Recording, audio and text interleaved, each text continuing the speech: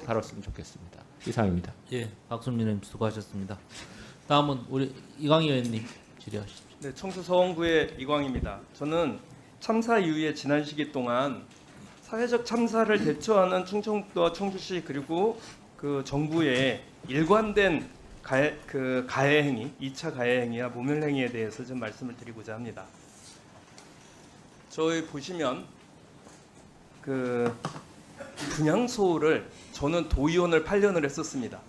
청주시청 대회실보다 저렇게 좁은 분향소를 쓰는 거를 처음 봤습니다. 우리는 늘 분향소를 만들면 대회의실에 통상적으로 했지 저런 식으로 저렇게 했어요. 그리고 현수막 문구에 보시면 사고 사망자로 해서 항의를 했습니다. 가서 내가. 그래서 참사 희생자로 제가 했다는 게 아니라 유가족들이 항의해가지고 참사 희생자로 바꿨습니다. 그 다음 거 보시면요.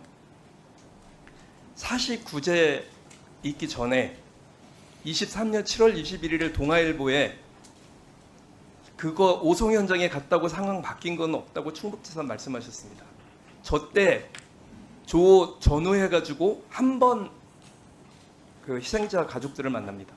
그리고 3번을 만나셨다고 하는데 저 때 한 번 만나고 그리고 그 다음에 탄핵이 이루어진 이후에 12월 달에 만나십니다. 그리고 3번째 만난 거는 대통령이 이재명 대통령으로 바뀌고 나서 오송 참사 현장 가셨을 때 또 갑니다. 이렇게 3번 가셨습니다. 그리고 49째 날 새벽에 시민분향소를 기습 철거를 합니다. 그리고 기습 철거한 것도 모자라서 여기에 철거를 막고 항의하던 그 활동가를 기소합니다. 검찰이 기소를 해서 50만 원을 법원에서 50만 원 정도로 그냥 약식 기소로 처리를 하려고 하니까 검찰에서는 다시 재항고를 해서 현재 항고 중입니다. 그리고 23년 그 10월 달에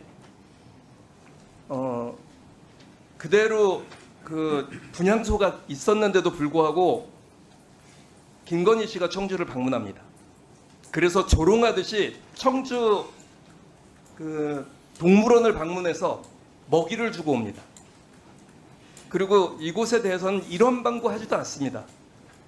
전체적인 분위기는 이러한 상황에서 2023년 10월 25일 날 호흡 피해 관련 재난심리 치료비 지원 안내라고 그제서야 오는데 1인당 100만 원 이내 의료비 지원한다고 이렇게 왔습니다. 여기에 대해서 또 비판하자 이 내용을 삭제를 했고 이 내용에 이 사회적 참사의 오송 참사는 생존자들이 있다는 말씀 거듭 드렸습니다. 이분들은 아예 이 안에서 배제되어 있습니다. 그리고 2024년 7월 10일 또 본인 동의 없는 개인 의료 정보 무단 유출을 합니다. 그리고 2025년 7월 14일 날 6월 달에 한 번 김용환 도지사가 대통령이 오셨을 때 그때 유가족들을 만나서 2주기 추모 기간을 하겠다고 하시고 그리고 공무원들에게 전부 리본을 달게 하고 그리고 본인은 술자리 추모 기간에 술자리를 청주시장이나 시의원들과 함께 술자리를 갔습니다. 그리고 궁평 이지하차도 오송 참사 희생자 기억의 길에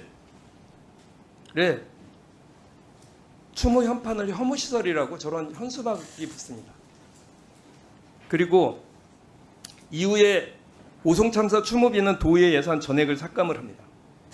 피해자들의 의회 출입도 막습니다. 그리고 지난 9월 10일 날 기관보고 때 김용환 도지사는 정치 탄압이다. 목이라도 매야 하냐. 기소하라. 이런 식으로 도민들을 분노케 하고 참사 피해자분들에 대한 2차 가해를 계속적으로 하십니다. 이게 도대체 말이 됩니까? 저는 사회적 참사에 정부는 없었고 참사 이후 충북도와 청주시의 이 미온적인 대처에 대해서 분노합니다. 기억을 혐오로 만들고 있습니다. 희생자에게 마치 죄인처럼 일관되게 대우했고 살아남은 사람들에게도 수모와 고통을 안겼습니다. 이래서는 안 된다고 생각하고 이런 말은 제가 한 게 아닙니다.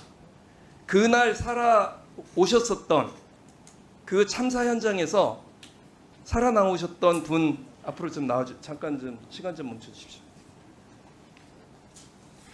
생존자 협의회 대표님 나와주세요. 나오시면 안 되나요? 마이크를 좀 전달해 주시면. 네, 마이크를 좀 쓴 것에 마스크를 좀 쓴 것에 대해서 양해를 부탁드리겠습니다. 지금 제가 말씀드린 이런 부분들에 대해서 분노를 많이 하셨을 텐데 이에 대해서 말씀을 좀 해주셨으면 좋겠습니다. 네, 참사가 일어난 원인은 우선 지금 진상 규명 밝히고 있으니 그걸 차치하고 나서라도 저희가 참사 이후에 느낀 굉장히 많은 불합리한 점들과 지자체들의 만행 그리고 저희들이 받은 2차 가해들이 너무나 많습니다. 저번에도 잠시 말씀은 드렸지만 저희 생존자들이 받은 2차 가해는 간단하게 말씀드리면 너희들은 살았으니까 앞으로도 알아서 살아라 라는 계속된 일관된 태도였습니다. 구체적으로 몇 가지 설명을 드리면 참사가 바로 나고 나서 유일한 버스 생존자가 구급차에 탔습니다. 근데 물론 공무원일 것 같습니다만 도청에서 왔든 시청에서 왔든 여러 번 계속 구급차 문을 열어보고 왜 혼자 살아서 나왔어요? 인적 사항을 계속 적어가면서 그런 질문들을 계속해서 결국 그 생존자는 울음을 터뜨리게 됩니다. 저에게도 저는 그때 당시 친한 동승자 형과 같이 출근길을 가다가 이제 저 혼자 빠져나오게 됐는데요. 저에게도 여러 번 동승자에 대해서 물어보기도 하고 인적 사항을 적어갔습니다. 시작부터가 그랬습니다. 그리고 그 다음에 정말 중요한 재난은 가장 먼저 해야 될 게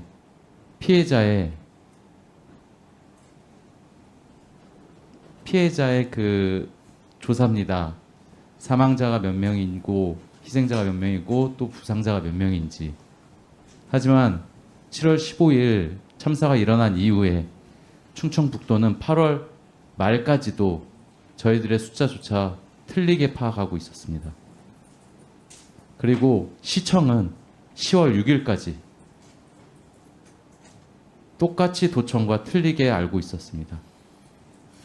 도청과 시청이 서로 공유를 안 하고 있다는 것도 알 수 있었고 저희들을 그냥 아까 말씀드렸듯이 너희들은 살았으니 알아서 살아가라 라는 태도로 일관되었다는 것을 알 수 있습니다. 또 한 가지 마지막으로 아까 의료비 지원해 주는 데에서 말씀하셨는데요. 정신과 진료라는 게 받아보신 분들은 아실 겁니다.